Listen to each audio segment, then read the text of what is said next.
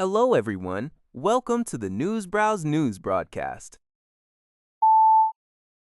CBS News reports that tensions in the Middle East have escalated following an attack by Iran's Islamic Revolutionary Guard Corps on a Singapore-flagged commercial vessel in the Strait of Hormuz. The U.S. flagged ship was struck by an Iranian drone, prompting the UN International Maritime Organization to pause its evacuation efforts for other vessels in the region due to safety concerns. In Lebanon, the conflict also shows little sign of resolution.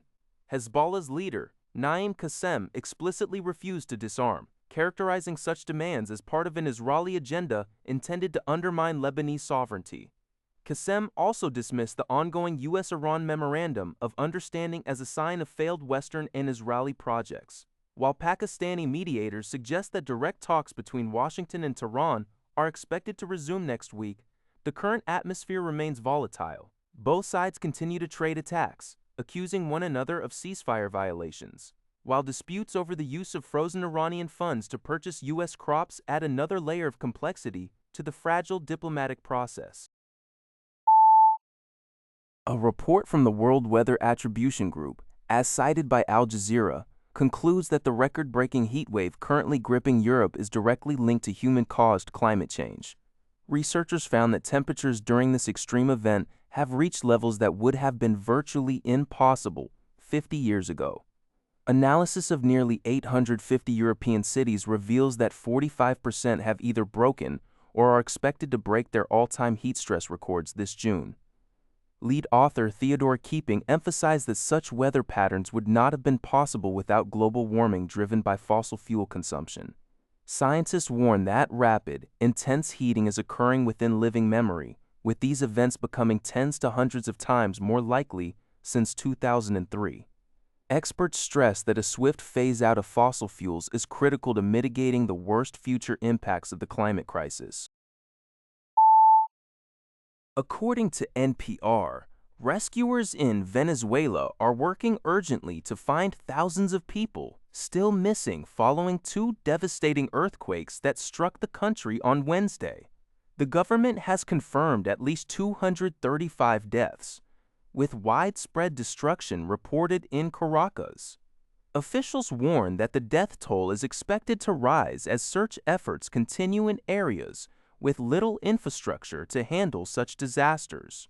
In the United States, the Supreme Court issued significant rulings affecting immigration policy. In a 6-3 decision, the court ruled that federal law allows the government to prevent asylum seekers from entering the country, effectively blocking them from applying for asylum at the border. Additionally, the court permitted the administration to proceed with revoking temporary protected status, TPS, for hundreds of thousands of immigrants from Haiti and Syria. Finally, President Trump announced a proposal for $11 billion in additional aid for U.S. farmers, building on earlier federal support. The administration is also exploring trade policies involving Iran to help the agricultural sector, though the details and feasibility of such plans remain subjects of intense debate. South Korea's leading mobile operator, SK Telecom, announced on Thursday that it will invest $481 million into an SK hynix U.S. subsidiary. According to a regulatory filing cited by UPI, the investment involves the purchase of a 0.9% stake in the entity, formerly known as SK hynix NAND Product Solutions. The subsidiary is currently undergoing a restructuring process to transform into an investment firm focused on artificial intelligence in North America. This latest funding effort follows earlier capital injections from other SK Group affiliates, including SK Corp and SK Innovation, which provided $250 million and $380 million respectively in March.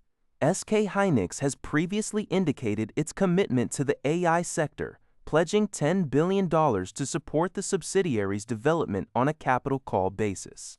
SK Group officials stated that these efforts are designed to secure a competitive edge in the emerging era of artificial intelligence by fostering international partnerships and creating customer value.